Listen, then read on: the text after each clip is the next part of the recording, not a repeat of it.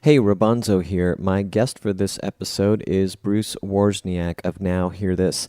We talk about PR, promotions, social media, websites, placements, and a whole lot more. Let's do it. This is the Unstarving Musicians Podcast. I'm your host, Rabanzo. This podcast features conversations with me and indie music artists. Conversations intended to help other indie musicians be better at marketing, business, the creative process, and all the other things that empower us to do more of what we love. Make music. I want to say thanks to everyone who supports this podcast. The whole thing is intended to help independent musicians. Help them through a curation of expertise of other musicians and industry professionals. If you're loving the podcast, if you support the cause, visit unstarvingmusician.com/crowd sponsor to learn about the various ways that you can offer your support. And by the way, if you're a listener of the podcast, I consider you a supporter, especially if you share it with a friend. Again, that's unstarvingmusician.com/crowd sponsor to learn how you can get involved as a supporter. Have you heard of Bandzoogle? They power websites for musicians around the world, including Grammy winners. Their easy-to-use system will get you online fast. They have tons of mobile-friendly templates to help you customize your design and site content. It's built for musicians by musicians. Bandzoogle makes it easy to sell merch, grow your email list, integrate your socials, and they offer support from a musician-friendly team 7 days a week. Plans are affordable. Go to bandzoogle.com to start your 30-day free trial. Use the promo code Rabanzo to get 15% off your first year. Again, that's bandzoogle.com, promo code Rabanzo, Robonzo. I did a recent search for musician and music-related podcasts, and one of them that came up was the Now Hear This Entertainment podcast hosted by my guest, Bruce Wawrzyniak. I gave it a quick listen and thought, I need to talk to this guy. His company has a focus on talent management, promotion, and booking. He really knows his stuff. I learned a lot from him, and I think you will too. Check out his website, nowhearthis.biz. Bruce drops some great tips and resources for you indie musicians. All of them are in the show notes, of course. He's a super nice guy. As I recorded this intro, I feel like I'm asking him for a follow-up conversation because we just scraped the surface of so many great topics. Here is me and Bruce Wawrzyniak. Bruce, thanks for spending time with me today, this morning. I really appreciate it. I guess, in no particular order, I'm going to hit you up with a question about one of your clients, Frankie Raye, who you turned me on to, and she has scheduled an interview on this podcast for later this month, September 2019, for those of you listening in the future. I wanted to bring her up because I know she is a client, and you had mentioned that you're booking interviews for her, and the thing that really caught my eye is she's doing 20 plus shows a month, and I think you said, I don't know if it was last month or this current month, she had like 30 booked, and that was kind of amazing, and I just wanted to know a little bit about her just to get a tiny glimpse into the type of people that you work with. Sure. So that was the month of June. She had 31 bookings in a month that has 30 days. And mind you, she had some days off, which means that she was actually playing some double headers, which blows my mind. But she is just, my gosh, I don't want to say crushing it because it's such an overused expression, but she really is. She performs all the time and performs with a smile on her face. She just loves what she does. She just released a new album earlier this year and is excited about that. And I've been fortunate enough to be working with her for, it's been at least a year now. And really, Frankie, I admired her approach because when she came to me, she said, look, I don't need help with booking shows because I'm performing like crazy already. If you can get me other shows, I'll take a look, but that's not why I'm hiring you. She said, I do need more exposure for myself, for my music, things like interviews, any place you can get my music played, things of that nature. So it's been a nice fit. It's been kind of different for me in a good way to have someone come to me because normally what happens is someone will find out who I am and what I do. And underneath Now Hear This, it always says management, promotion, booking. And all musicians see is that last word. I need more bookings. And I say, yeah, you and everybody else. can you book me? And so I always tell them, well, I don't just book. I'm not a booking agency. I want to do the full menu of services with you because I want to be intimately involved with helping tell your story. And so if you look at someone like Frankie, if she's going to go out and tell people, I play all over town, they're going to go, okay, good. What else? And then the musicians are so passionate about their music, they don't really spend the time working on the craft of telling their own story. And so that's kind of where I come in, is to have that PR background to really put together a nice package where we can tell these success stories and talk a little bit more about who the artist is instead of just saying they play like crazy all over town. That will sort of get someone's attention, but at the same time, it's obviously you want them to say, tell me more. If you say, tell me more, and a musician says, I don't know, what else do you want me to say? Then me as a PR guy, I smack my forehead and go, no, that's not the appropriate response. So when people come to me and say, I just want you to book me, I say, I don't take people on a booking only basis. I had to find out the hard way in the early days of Now Hear This, that it's just not worth it for me financially. Because as you know, being a musician yourself, there are places that will hire you for $200. And if I'm on the phone, if I'm on email for 2 hours and I get somebody one booking for $200, even if I take as much as 20%, I just spent 2 hours to make $40. So it's not worth it to me. So as I say, that is part of it. In full transparency, I am running a business, but at the same time, it's really more about drawing upon my specialty, which is that foundation of communication, meaning marketing, public relations, media relations, the web, social media, doing those types of services. That way they can ensure that they have a first-class presentation and a first-class image, because I want everyone to have a good experience when they come in contact with my clients. I want them to say, wow, look at Frankie's website. It looks great. Wow, look at all the exposure that she's getting. Look at the interviews, et cetera, as opposed to someone who will say, well, I don't have a website, but you can find me on Facebook. And I say, oh my gosh, you don't have a website? I don't even know what to do with that.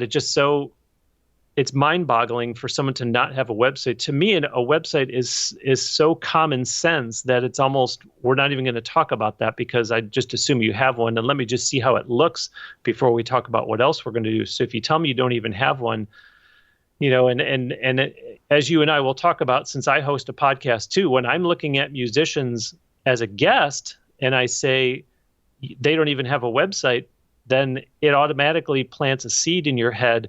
How serious is this person about their music career? So I want your listeners who are musicians to understand that's a big deal. And you could be missing out on opportunities such as bookings, such as you don't know what, media opportunities. There could be someone that wants to do business with you and they say, well, if this person's not even serious enough about their music career to have a website, then I'll just move on to someone else. And just like that, that's how fast they move on to someone else. Yeah, I agree. And as a podcaster, and we were talking about this before we did the proverbial record, but we're always trying to grow the audience. And a great Facebook following is great, but as the marketing saying goes, it's rented land, and when things change there, it can cause a real disruption in an artist's or a business's ability to promote themselves, whereas with the website, you're in complete control. With your email list, you're in complete control. And yes, you can complement it with a Facebook page and all that, but it does matter. I certainly, and probably as you have over the years, taken the time to speak with people who don't have a website. And I know what it is, it's kind of overwhelmed. They have the things that they're comfortable doing, and they're not doing that, getting outside of their comfort zone and taking a little extra time to get something like a website going. I wanted to drill down on something just a little bit. I think it would be helpful for people to hear your perspective on what the process, or at least the beginning of it, looks like when you say you want to be intimately involved in telling an artist's story. What is the process like for you as a PR guy to dig in with an artist, to learn about them, or to help the artist learn about themselves, maybe in some cases, and how to tell their own story? Yeah, I think the artists know their own story so well that they take a lot of it for granted. And so to try to peel back the layers on your question here, for instance, I've had a client for years that I would tell her, we're due for a new story on the homepage of your website. And she would say, well, I don't have anything going on. And I would say, yes, you do. She'd say, I do? Yeah. Let's hang up. Let me write the story. I'll email it to you. You let me know. And what I'm getting at is it's things they're doing every day that they just feel, if you think of the Seinfeld episode, what did you do today? Nothing. That's a show. What did you say? Well, and they tell you what they did. And you say, well, you know that, but your followers don't know that. And your followers are interested in the things that you're doing every day that are part of your music career. And so when I start drilling down with a client to tell their story, especially at the beginning, I really want to know, don't just tell me I've recorded one album so far and I play out twice a week. That barely tells me anything at all. Okay, well, when did the album come out? How many songs were on it? Who did you work with? Where are you with writing another one? When you say you play out twice a week, what types of places are you playing at? And, tell me the foundation. Tell me your inspiration. Why are you a musician?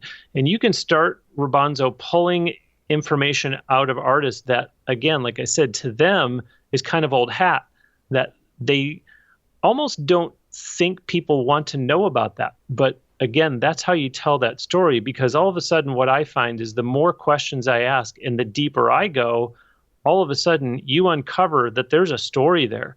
And you start finding out some of these things that these will be the things that, for me as a PR guy, will really get someone's attention so I can get them booked on a show. You'll talk to someone for 90 minutes and all of a sudden 80 minutes into it, they'll say, well, you see, the thing is, my father was killed in a car accident on his way to a gig, and he had this 1969 Les Paul in the back seat. And you're going, where was this in the 8th minute of the conversation? So, now all of a sudden, this person is writing stories about growing up with a single parent, and they're honoring their father's legacy, and, that type of thing where you say, okay, we've got something here. And then it's finding out, okay, then it is kind of doing my job in terms of nuts and bolts. Okay, what assets do you have? Well, what does assets mean? Okay, oh, good. Okay, I see where you are. You have a website. Yes. What social media platforms are you on? Facebook. Okay, I see we have some work to do there. And so it's really kind of pulling all that together. And then, of course, saying, what are your goals and objectives? Where are we trying to go with this? Because what I need to know as a PR guy is, are you one of these weekend musicians that is perfectly content just playing cover songs in your local market? You have no aspirations to go outside there. You're not looking to be a Frankie Raye and play 31 times in a 30-day month. Or are you somebody who is creating original music, does record original music, does want to travel outside the area? I always compare it to, if I have, say, a 19-year-old girl who is a singer-songwriter that plays guitar, and then on the other hand, I have a band which consists of 4 guys that are all in their mid-50s, and they're playing classic rock. Those are going to be 2 very different clients for me in terms of the type of work that we're going to do together. Right. Interesting. That's great. And I guess, well, you did answer the question that as you're diving down deep into, just asking general questions, that occasionally something more personal and valuable will come out of these conversations. And that's what I was hoping I would hear. I share a lot of the experiences that you mentioned, just doing hour-long conversations with artists, and some people are just more forthcoming about what's going on in their lives, and others are, I think they get sort of wrapped around the axle of trying to present this persona that they want to be, and don't realize that people really want to know that stuff, as you call it. They want to know who you are. They would love to know you on some sort of personal level. You don't have to tell them everything, obviously, but to let them into your weird little world is so huge these days. So I like that. That's really cool. Can you tell me about the very beginnings of, or maybe what led to the founding of Now Hear This? Like, why? What was the inspiration? Well, as I said, I had an entire professional career built on a communications foundation. again, that means public relations, media relations, marketing, the web, social media. I had always done that in a sports environment. And when I moved to Tampa, I started attending a church where there was contemporary music being done. And there was a young lady singing whose voice I fell in love with right away. And so one Sunday before I left, I walked up to her just to tell her, really enjoy your voice. I'd like to listen to you sing every week. I just wonder, what all do you do singing wise? She kind of looked at me and I said, do you sing otherwise, outside of church, doing secular music? And she, yeah, from time to time I'll sing it, at a fair or a festival or things like that. And I said, well, I think you're great. If you need any help with anything, let me know. I'd love to help you out in some way, because that's kind of my specialty area is, marketing and promotion and things like that. And right away she got defensive. No, thank you. But my dad helps me with all that. My dad, he's got that all covered. And I said, okay, wow. All right. I'm here, if you change your mind. And what started to happen in Rabanzo was I would ask her now and again, has anything come up? Anything, have you let your dad know about me? Maybe he'd like me. And so eventually they kind of said, well, and I think I had to speak up at one time and say, just so you know, I'm volunteering to help you. I'm not asking you to pay me. I just really think a lot of your voice, and I think more people should hear you. And so eventually, well, I suppose if you want to help us with this, and I suppose if you want to come to this gig, and I suppose if you want, and so the more they started letting me in, I started delivering results for them. And the more success we had together, I thought, I can make a business out of this. And I was really enjoying it. So I thought, this is something that I want to actually launch as a business, because that's not why I was doing it. I really enjoyed her voice and I really wanted to see more opportunities for her. But when I saw what I could do, I thought, this is something that I really want to develop. And so thus, Now Hear This was born. That's a great story, and I didn't take note that you appear to still be immersed in the sports world. It looks like you do some broadcasting, or have at least recently, for lacrosse and possibly softball. Is that accurate? For the University of Tampa, I do their men's and women's lacrosse games, and occasionally I'll do some of their women's softball games. But yes, I've been with them for, I want to say up around maybe 7 years now that I've been broadcasting their games, and I really enjoy it. It doesn't hurt that they have a very successful lacrosse team, but it's enjoyable. That's cool. Yeah, great story. And as a guy in the industry, or a PR guy, Bruce, what have you seen from your business perspective from the time that you've started to today in terms of changes in the music industry? And I guess more specifically, how have they affected the way you do what you do? Well, it trickles down when there's a major change, such as going all digital, because there was a point in time where I had an artist who was recording a CD, and you see what I said there? Recording a CD. And so now nobody talks about recording a CD anymore. It's such a singles-driven industry that people are just going in and doing one song, or they're doing an EP. There's not a lot of people that are doing full albums, or what they're doing is they're releasing singles over time, and eventually a lot of those end up on their album. And so one of the things of how it affected me was, one of the services that I was offering was I would be with the client in the studio. I always want my clients to focus on what they do best and let me focus on what I do best. And I don't mean that in a way like, hey, you don't need to look over here. I know what I'm doing. I mean, you shouldn't be pulled away from your creativity and your art because all of a sudden you have to be the PR guy. That's why you have me. And so I would do things like, okay, you're focused on recording right now, so let me work with the designer and get your album artwork done. Let me work with the company that's going to actually do the duplication of the CDs and the packaging and worry about all that. Let me set up the photo shoot for you. Well, now when there's really not a whole lot being developed in terms of physical units, that affects me, because all of a sudden, if people say, so what are some of your services? There's a temptation to start going through some of what I offer and then start saying, if you go into the studio, I well, I can help you get your music distributed, but it's really almost, oh, by the way, if you're going to produce physical units, I can help you with that too. Bigger picture, some of the things that have changed is social media, the prevalence of social media. And this is going to sound contradictory, but making sure that the clients are posting regularly across multiple platforms and not just putting all their eggs, say, in the Facebook basket, as you alluded to much earlier. But at the same time, making sure that we are doing other things too, which are the things that I was always used to doing. So I've seen this shift where there's this huge emphasis on social media now, but I'm also saying, okay, we're doing those things, but are we doing X, Y, Z? Let's make sure that we're still, for instance, things like you mentioned before about controlling your own real estate and having a newsletter. Number one, a lot of musicians don't have a newsletter, but number two, a lot of them don't think of the old-fashioned method of, at your shows, have a capability for people to sign up for your newsletter, even if it's a clipboard with a sign-up sheet on it.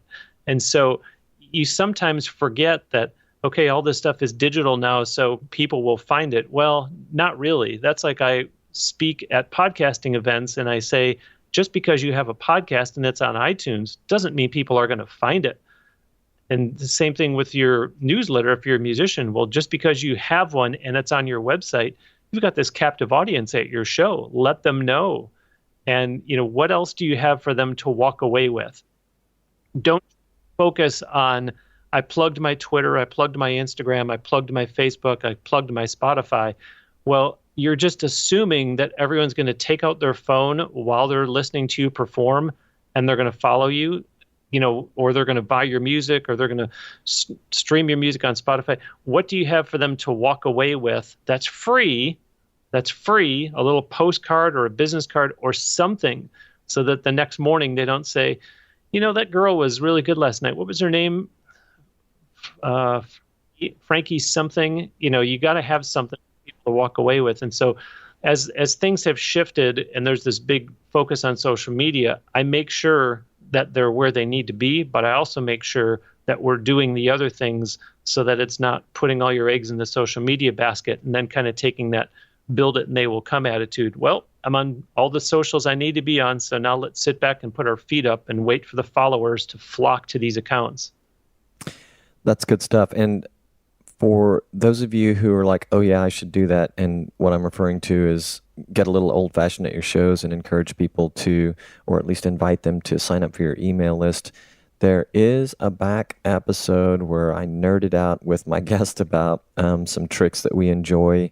I'm going to put it in the show notes. I was hoping, I'm like having a blank on who the artist was, but I will put a link in the show notes about that. There's a lot of fun things you can do.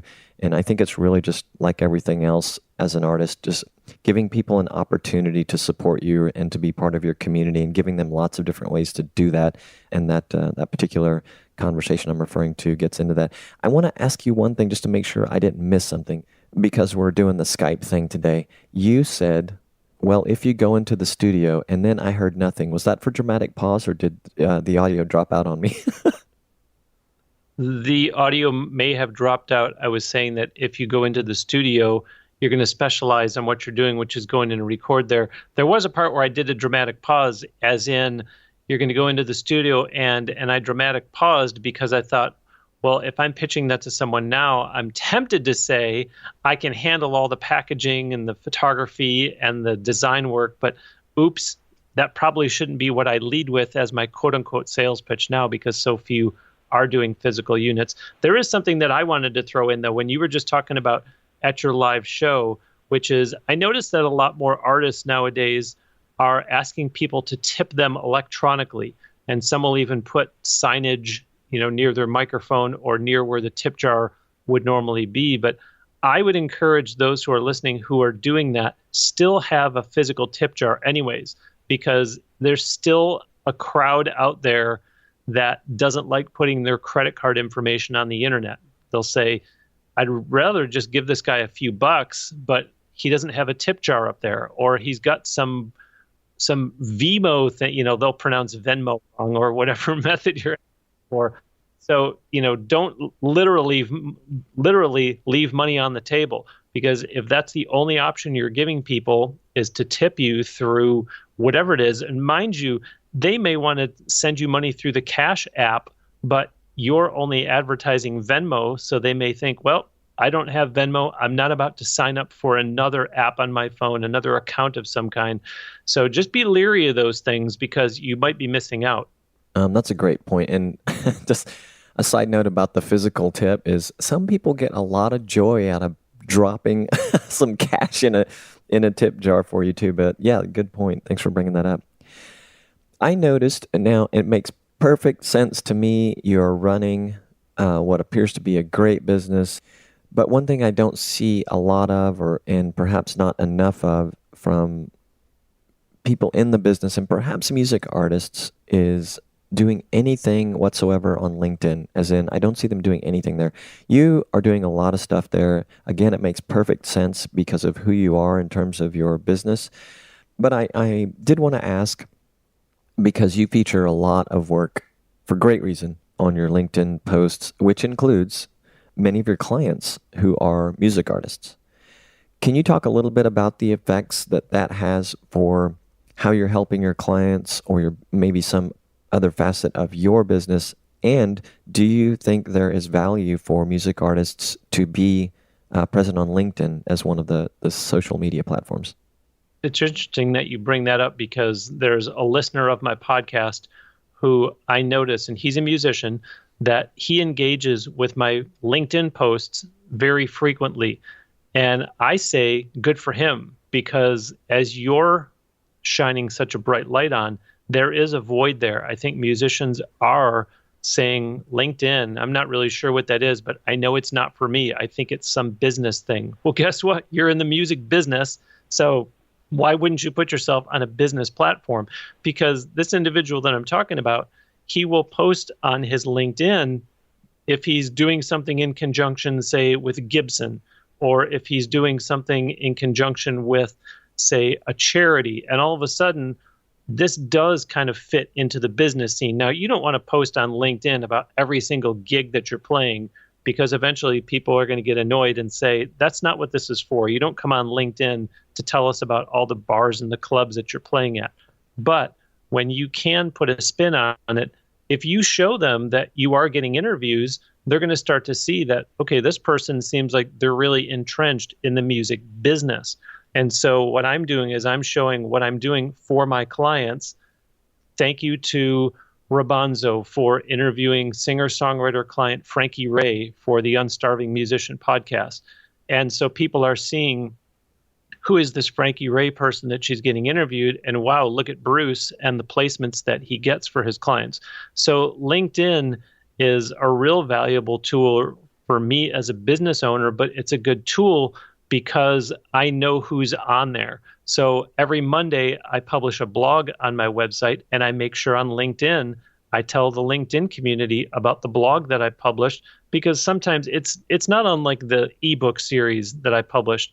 I published that ebook series to give tips to up-and-coming performers, and I was starting to get interviewed on shows that weren't necessarily music shows. And of course, the host would say, well, can you send me one of your ebooks in advance just so I can look through it, so I sound like I know what I'm talking about on here when we do the interview? And they would start reading through it, and they would say, Bruce, these tips that you have in here aren't really just for musicians. I'm seeing stuff in here that would help entrepreneurs, that would help small business owners.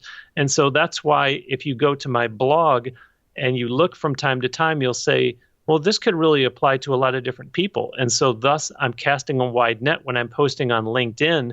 And that's what a musician is going to find, is if all of a sudden they're posting on LinkedIn, they may get someone contacting them who otherwise, it's like I always say, you have to be on the major social media platforms and not just say, well, my favorite is Instagram. Well, guess what? My favorite is Instagram also, but there's a lot of people whose favorite is Twitter. And there's a lot of people whose favorite is Facebook. And so someone's going to find you on LinkedIn who otherwise wouldn't find you, because that person just likes looking through LinkedIn. And they're never going to find you on Facebook, Twitter, or Instagram, because that's just not where they hang out. And they always talk about knowing where your community is. And so I think because you said, Rabanzo, so accurately that there is this void, musicians aren't hanging out there, I think you're going to get noticed a little bit more for making the effort to be there. Yeah, I agree. I had a guest recently on another podcast I do for small businesses. It's called Partner for Leads, if anyone wants to check that out. As you said, musicians are small business people or are business people. And he is very focused on helping his clients do video for LinkedIn. And one of the most interesting things he shared with me is that LinkedIn video right now, it's at its dawn or its very beginning. It's kind of, if people think back, he said, to when video first came out on Facebook, if they remember that, and compared to what it has become now, because in the beginning, you would really get a lot of exposure by posting a video. It's changed quite a bit as the algorithm has matured at Facebook. He said LinkedIn is really at that place. So it seems to me, not speaking from personal experience, and I haven't spoken with enough artists about this, but if there are appropriate videos for music artists to place on, or any business to place on LinkedIn right now, that it's a great time to get some great exposure. It is. And I've heard that as well about LinkedIn video. And I think it's a matter of time before it finally takes off. So it's being an early adopter and saying, well, then I think I need to start putting some video up there now that's going to get you out in front, instead of all of a sudden finding out too late. And now you're just going to get lost in a sea of what Facebook has become, which is you scroll through Facebook and it is video after video after video. And it gets to the point where it's just oversaturated and you don't want to watch anybody's video.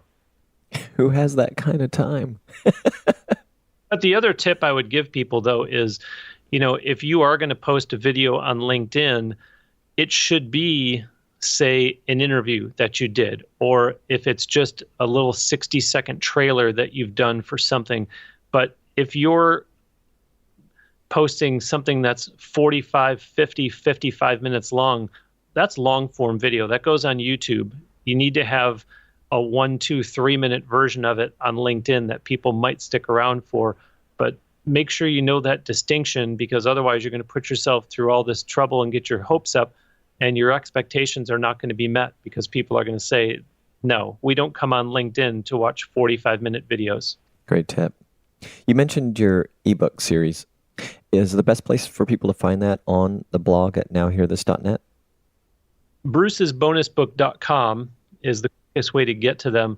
But for the blog, if you just go to nowhearthis.biz, and here is spelled HEAR, so nowhearthis.biz will take you to the Now Hear This company website, and you'll see a blog tab there. But brucesbonusbook.com is the fastest way to get to those ebooks. And I like them because I almost consider them to be workbooks. So because it's electronic, you could take it anywhere you go. And if all of a sudden you find you're in a situation where you say, oh my gosh, I'm doing this interview in a few hours, I got to see if Bruce has any tips about interviews. Well, then you just look at the topical index and it'll say media. And you say, okay, let me go to those couple pages and see what tips he had on those pages. And, maybe kind of do a self-audit, check in with yourself from time to time and say, I know I've read these books already, but I still keep them on my phone. I still keep them on my tablet. I still keep them on my laptop. I want to revisit some of them and, develop some kind of method for yourself where you can say, these are the ones that I'm already solid at. These are the ones that I probably need some work on, and these are ones that I'm not doing at all. And so, if you come up with some kind of checks and balances system, then you can revisit those ebooks anytime you want and see how you're doing and use it as a measuring stick to say, okay, I got to be honest with myself. Bruce has got all these tips in here. Am I doing them though? Because I don't mind asking that hard question. When I go out and I do speaking engagements, I will tell people right up front, some of what you're about to hear sounds like common sense, but I want you to ask yourself, look in the mirror and say, am I doing these things? Because guess what? If you don't do these, who's going to do them for you? So when you read the Bruce's bonus book, it's called Bruce's Bonus Book, volume 1, 2, 3, 4, etc. And you read some of them and you say, yeah, no kidding. Well, wait a minute. No kidding, but are you doing it? Because you don't. It's like a story I tell about, there's a law firm in my area that they have this huge sign that sits on the corner. It's a real heavily trafficked intersection. And I would always drive by there and I would think, I wonder how you get on that sign. I'd love to, I don't even know what. I would just love to have something on that. And so when I came up on the 200th episode of my podcast, I thought, aha, that's it. I'm going in there and I'm going to ask them if they could put something up there. Now, mind you, I don't know anyone that works there. I've never done any business with them. They had no reason to want to help me out other than being a good part of the community. So I said, look, I've been living here for whatever it was at the time. I don't know, 13 years or something like that. I live 4.6 miles away from here. I see the sign all the time. I'm a guy that's doing a podcast. It's gotten a worldwide listening audience from just right here in our neighborhood. And I'm coming up on my 200th episode. Could you put something up on the sign about it? And the person took down the message, said, I'll pass it along to the person that's in charge of that. Lo and behold, they put up on their sign, congratulations, NHTE 200 episodes, and they even put the website address. So it said www.nhte.net. And I thought, wow, look at that free advertising. And the story is, I'll tell people, do you know how I did that? And they go, no, how? And I go, okay, shh, listen, lean in real close. Ready? I asked.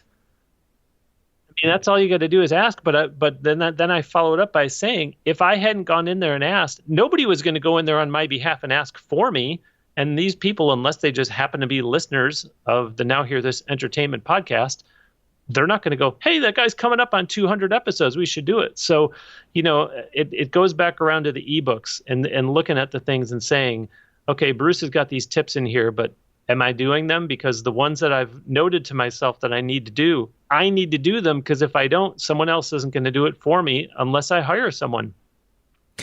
That's a great little point to throw in there. Yeah, that, obvious, but are you doing them? I like that a lot. And your podcast, by the way, is everywhere that you can find podcasts. The Now Hear This podcast. And forgive me for not, maybe should wait until the very end, but forgive me for not asking before we started recording. So that your last name is pronounced Wawrzyniak? Yes. I got it. So Bruce Wawrzyniak, that would help you find it if you're searching for it, if you search for the host. I was checking out an episode this morning, just a little snippet with Shannon Callahan, and it sounds like a great podcast. I like the way that you mentioned that it is for fans of your guests as well as fans of music and indie music and people looking to learn what's working for other musicians. So great podcast. I'm glad I'm trying to remember how it happened, but I'm glad that I know what I did. I was looking around and I put an ask out to you. And but anyway, it looks like a great show for people to tune in to. And the ebooks look fantastic as well.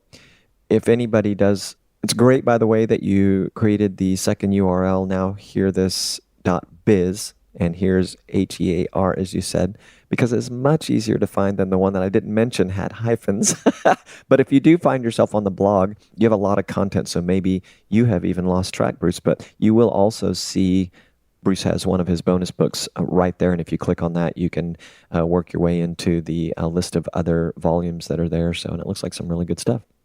Yeah, and it's a little marketing strategy that I've employed where the podcast is called Now Hear This Entertainment, and I did that because, and this is just in case there happens to be anyone listening who's thinking of starting a podcast, you get this idea for what your podcast is going to be, for a title, for what the artwork might look like, and at the time that I launched my podcast, I thought, well, this will be a good marketing tool for my business, and I did something that, again, we overthink things.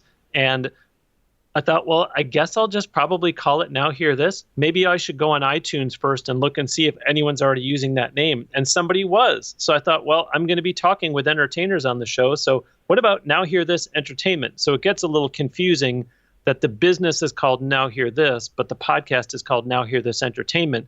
But I'm always amazed when people will come up with this podcast idea and they'll say, and I think I'm going to call it, and they say the title, and I say, oh, that sounds pretty catchy. Have you checked to see if anyone's using that yet? And they go, oh, and so I've always been someone that when it comes to URLs, I start thinking about things like, is it easy to say when you're being interviewed or when you're hosting your own podcast? And so I tell people just to go to nhte.net for my podcast, which all that really does is it just routes you to the podcast page of my website, but it's a lot faster than telling people go to nowhearthis.biz and then click on the podcast button, because you're just taking them directly to the podcast page by saying go to nhte.net. And they're there. Mind you, as you said, it is available everywhere. So I tell people, well, if you're on Apple Podcasts or Spotify or whatever, just search for Now Hear This Entertainment. But I always tell them, make sure you put in that last word, because for some reason people just want to type in Now Hear This, and I say, no, it's Now Hear This Entertainment. You have to have that last one. It's just like if you have a stage name, that's different from your regular name, people need to know that. Otherwise, they're going to say, oh, okay, well, I'll check you out. And all of a sudden they say, I never found your music. Well, how could you not find it? I'm everywhere. And it turns out that they don't know that you actually perform under a different name. So, again, these are things that you think about every day because you do them, but are you communicating them to people, or are you just assuming everybody probably knows? That's way too big a leap. Yeah, and you're reminding me that I was like, I guess I need to brand my name, personal brand my name, and it's a very common Latin name, Roberto Hernandez. So I put my middle initial in to make it, marginally less common.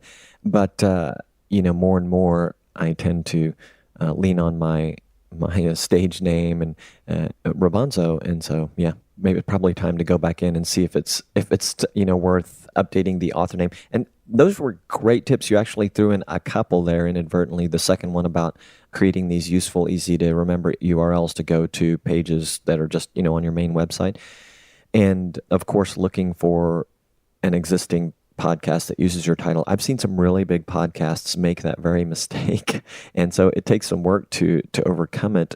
And I understand why people do it. I don't know. We don't really. Yeah, it's just one of those things that misses the checklist. But one little thing, speaking about your author name on your podcast, I've also seen podcasters, and I guess this is worth mentioning because some music artists are doing podcasts, which I love to see, is to make sure that your name is prominently in the author space. I discourage you from doing anything weird with that, which I've seen some podcasters do. And when I'd really, it helps people who know you find your podcast, because if they cannot remember the name of your podcast, they may remember your full name, and that is part of the searchability. They'll find out if you've been a guest on someone's podcast, or find out if you're the author of a podcast, in which case they can find your podcast. When you look up a music artist, say on iTunes, and it will populate not only their music, but it will show you podcasts that they've been interviewed on. Selfishly for me, I love when I see Now Hear This Entertainment in the search results, because I go, ooh, look, there's that person's music, and there they are on my show. But it is a good clearinghouse that people can say. And so it goes back to marketing yourself as a musician. I love creating this image that my clients are busy and that my clients have a lot going on, because then there's more likelihood that people will say, well, this person must be doing something right. Look at all the work that they get. I want to do business with them. And so all of a sudden, if someone looks you up on iTunes and they see EPs, albums, singles, now they're dropping down further and they see interviews that you've done, they're going to go, wow, I guess I need to spend a little bit more time seeing who exactly this person is, because it looks like they got quite a bit going on here. Yeah, and that's so cool. I'm going to have to go look at do some of those searches. I haven't even noticed that, but I think that is the difference between us, that you've had so much time in not only in marketing, a very specific type of marketing, but also in broadcasting, and you just notice these things because they matter very much to what you're doing for your clients. I'm going to ask you a question that is probably a huge topic, and it's mostly for my own education, but I know that there are probably some musician listeners who would appreciate understanding this. Earlier in our conversation, you mentioned the word placements. And only since I've been doing the Unstarving Musician podcast have I really, it's not that I hadn't heard the term and couldn't guess what it involved, but it was put in a context for me that, oh, this is pretty important. Can you talk a little bit about that, just to kind of help me understand why it's important, what it is to you and what it is to the artists that you work with? Well, I use placement in a couple different contexts.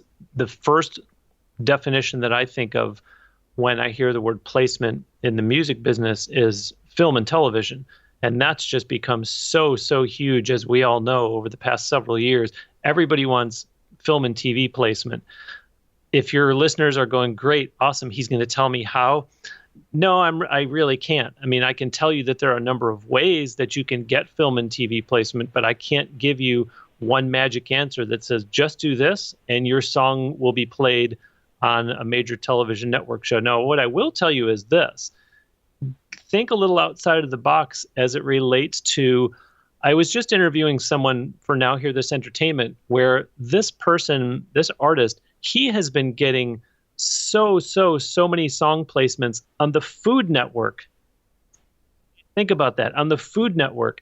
And I applauded him, figuratively speaking, because everybody thinks, oh, if I could just get a song placed on ABC, CBS, NBC, or Fox on a major network show. Well, sure, yeah, that would be great. But if you can get one song placed on one of those, or you could get 8 songs placed on some different Food Network shows. I mean, I remember one girl in the first year of doing my podcast, I believe she had upwards of 30 songs that she had gotten placed on a variety of shows across the Nickelodeon network.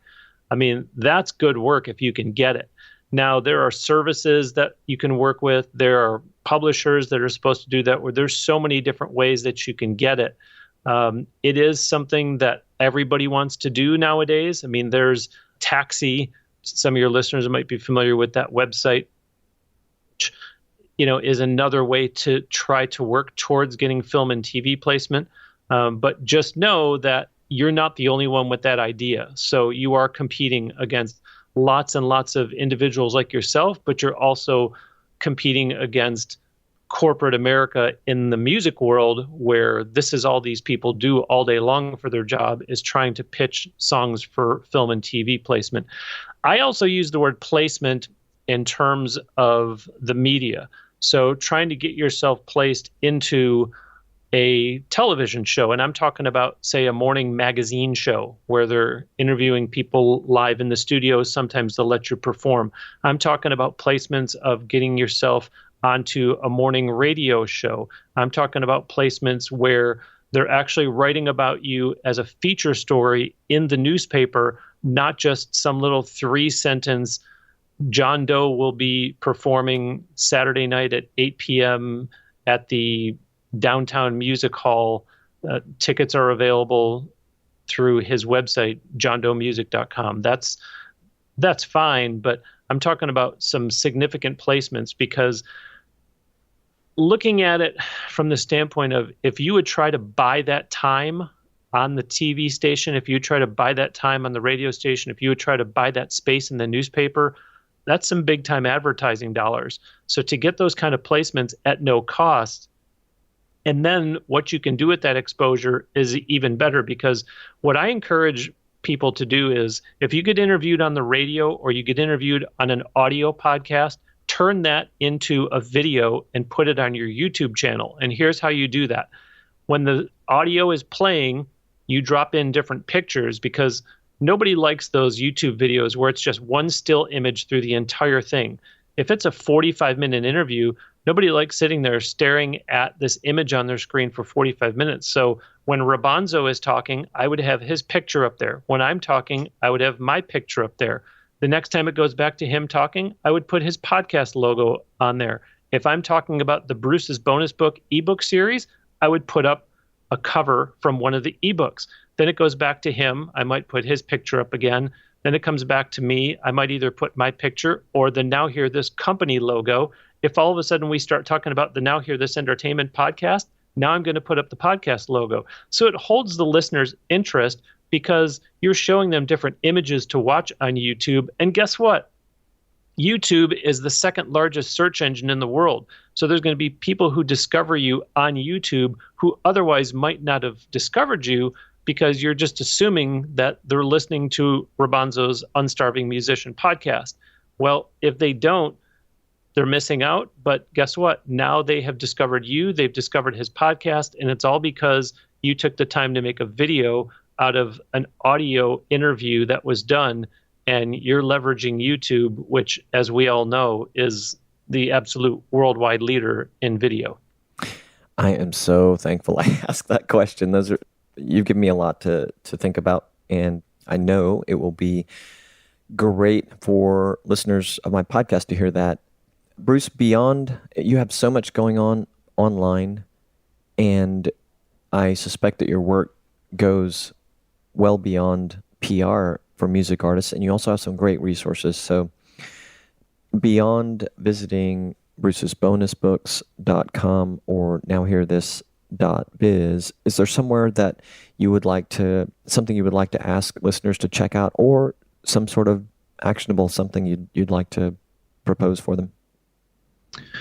I would just, say to utilize all the different resources I have. Nowhearthis.biz will get you to the company website. Read that blog every Monday. I'm always giving out advice, just like I am on the podcast, which you'll either find there, or you can just go to nhte.net, listen to the podcast, subscribe to it. And then, as you mentioned, brucesbonusbook.com. But of course, the other thing that you'll find is links to all the social media. So Facebook, Twitter, Instagram, LinkedIn. I've got links to all those on there so that people can engage through whichever platform they prefer. And I'm really just in the business of helping people. And that's why I do the podcast. That's why I write the blog. That's why I go out and do so many speaking gigs. I have a separate website altogether, which is called speakerbrucew.com, because I speak at music events, I speak at podcasting events, and it's just really kind of giving back to the music and the podcasting communities with all that I've been able to gain all my years doing both. And that's what I'm in the business of, is helping people out. So if there's anyone listening that thinks that I can help them out, get in touch and let's kind of figure out where you're at and what you need and if it's a fit or not. Bruce, thanks, man, for sharing time with me this morning, Friday morning. It was a great way to spend my Friday morning. I really enjoyed it. Absolutely. My pleasure. Thank you. Hey, thanks again for listening. If you are loving the podcast, please visit unstarvingmusician.com/crowd sponsor to learn about the various ways that you can offer your support. And again, if you're a listener, I consider you a supporter, especially if you shared it with a friend. Thank you. Have you heard of Bandzoogle? Yep, they're powering websites for musicians all over the world. Their easy system will get you online fast. They have tons of mobile-friendly templates to help you custom design your site and content. It's built for musicians by musicians. They make it easy to sell merch, grow your email list, integrate your socials, and they offer support from a musician-friendly team 7 days a week. Plans are affordable. Go to bandzoogle.com to start a free trial, and be sure to use the promo code ROBONZO to get 15% off your first year. That's bandzoogle.com, promo code ROBONZO, ROBONZO. Look for show notes and links to most everything mentioned in this episode at unstarvingmusician.com/podcast. Thanks so much for listening.